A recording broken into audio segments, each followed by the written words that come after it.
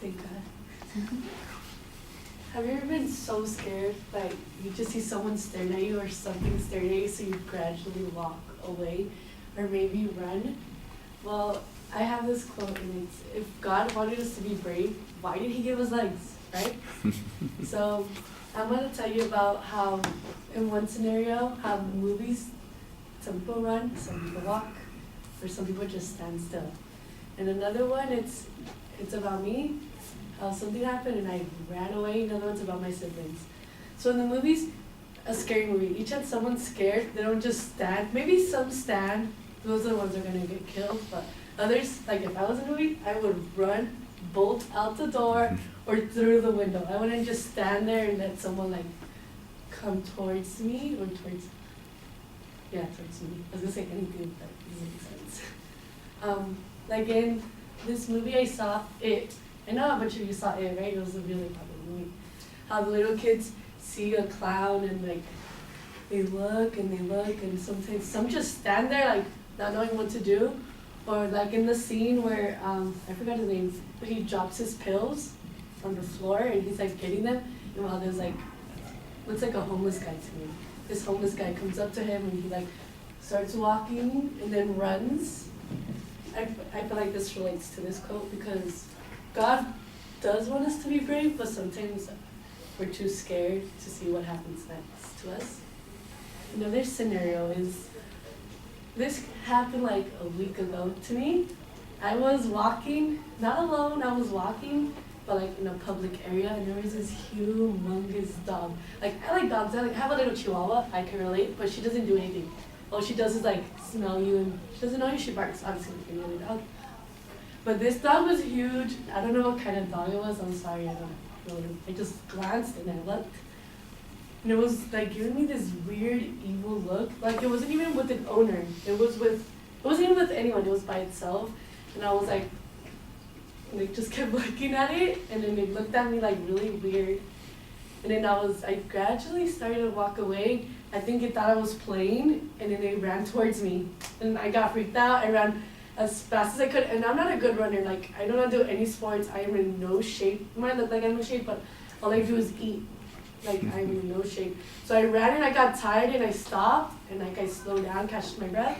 The dog was still staring at me, sitting there. I don't know if it had rabies or something, but it looked like it did.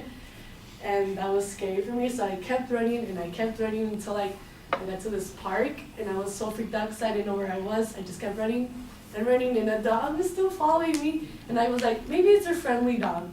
So I kind of went towards the dog, and then it growled at me. Then I ran. I just thought it probably just thought we were playing. And I wasn't playing. I got to like on top of like the slide and I was like, it can't get up here. I got up there and I slid down and I was like, no way this dog keeps following me. So I kept running, called my boyfriend. He's like, okay, just get somewhere high. I went somewhere high. The dog was still there and I was like, oh my God.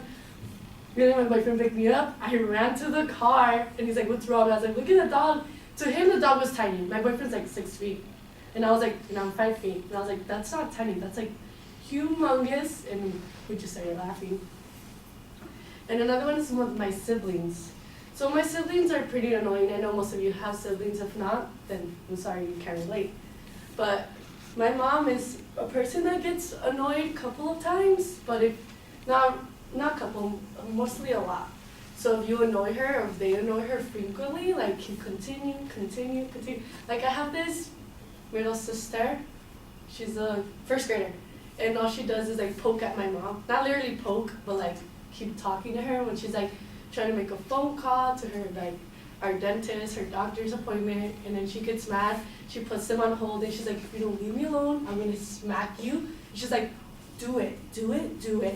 She's that type of kid. I was never like that, 'cause I'm scared of my mom until this day, I'm 18. So my mom was like, oh, you want me to do it? She's like, do it. My mom went like that, and then she ran towards my stepdad, and my stepdad's like, what's wrong? And my stepdad's like, are you bothering your mom? And she was like, yeah. And then he's like, okay, just go to the room. She went back with my mom, still kept poking her until my mom, she didn't hit. My mom never hits us, she just like pretends she will, so she was like this. And it freaked her out. So what I'm trying to say overall, it's like, sometimes we're brave, sometimes we're not. Me, I'm not brave, like the stories I told you, people are not mostly brave. But if God really wanted us to be brave, He shouldn't have gave us legs.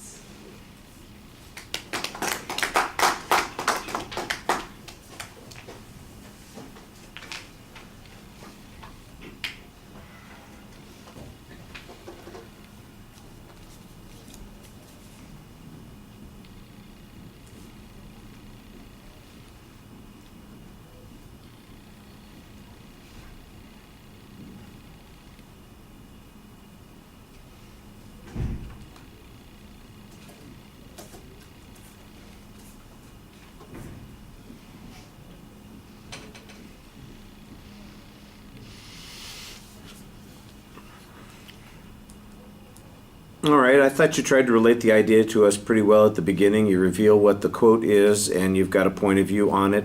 There's not really a preview of the supporting material, but you've got some good stories that you tell in the structure of the speech, and sometimes they're quite engaging. I noticed that I was paying attention to the dog story, even though there's a lot of you knows and that sort of thing that's going on in your telling the story. You seem like I'm engaged in telling this story. I'm having a vivid time talking about this, and I'm enjoying talking about it, even if it doesn't flow really smoothly. It's at least it feels like it's something that you are really, like I said, connecting with us about. So that was fine, and I appreciated that.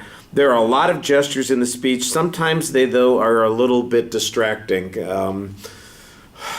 You have a tendency to wave the paper in your hand, and you also have a tendency to kind of swing your hip out and kick your foot out, and that's the nervous energy coming out. Sometimes it's related to, like you're doing the demonstration thing, like I'm turning away from the dog, or I'm running away, or something like that. But a lot of times it just seems like it gets to be habit, and so it's back and forth and swinging, and it's not controlled. It's not part of the presentation. Your voice projects pretty well. You do want to be consistent, though, because I do get dropouts in a lot of spots, and you want to project regularly during the presentation. Let me see. Our eye contact, you look up and you look out a lot. I'm not always sure that you're looking at us. It really feels sometimes like you're just looking in our direction and not engaging us. And I think that part of that might be that there's short time interaction that you're giving with us. You go back to your story and you're internalizing it a lot, and you're thinking to yourself about the thing that you're talking about, but you're forgetting to kind of connect with the people that you're talking to. So that's a little bit of an issue. I like the end of the speech where you come back to the topic again, and I thought that was a good way to finish off. All right, thank you.